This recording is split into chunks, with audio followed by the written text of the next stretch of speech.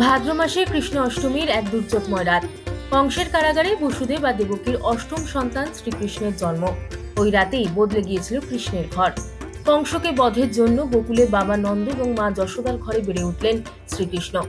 পুরাণের এই কাহিনী সকলেরই জানা।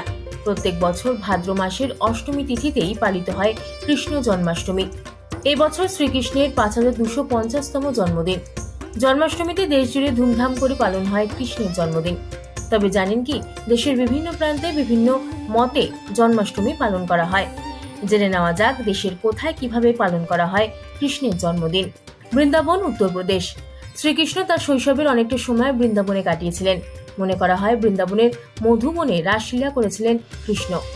জন্মাষ্টমীর দিন বৃন্দাবনের ইস্কন মন্দির, রঙ্গনাথজি মন্দির, বাঁকে বিহারী মন্দির, রাধারমণ মন্দির ফুল আলোয় সাজিয়ে তোলা হয়।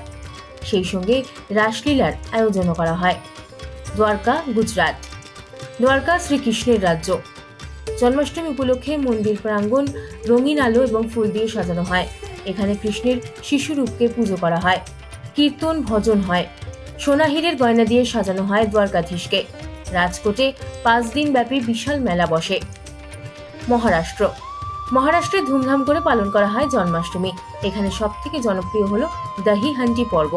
কৃষ্ণের জন্মদিনে দই ভর্তি হাঁড়ি ফাটানোর প্রতিযোগিতা হয়। সিনেমা, সিরিয়ালে এই দৃশ্য অনেকেই দেখেছেন। পশ্চিমবঙ্গ। বাংলায় কৃষ্ণকে জন্মাষ্টমীর দিন গোপাল রূপে পুজো করা হয়। জন্মাষ্টমী উপলক্ষে গোপালকে 56 ভোগ দেওয়ার রীতি রয়েছে। মনে করা হয় এই 56 ভোগে কৃষ্ণ প্রসন্ন হন। বাঙালি বাড়িতে গোপালের থালা সাজানো হয় তালের বড়া, পায়েস, লুচি, 5 রকম ভাজা দিয়ে। ওড়িশাতেও একইভাবে জন্মাষ্টমী পালন করা হয়।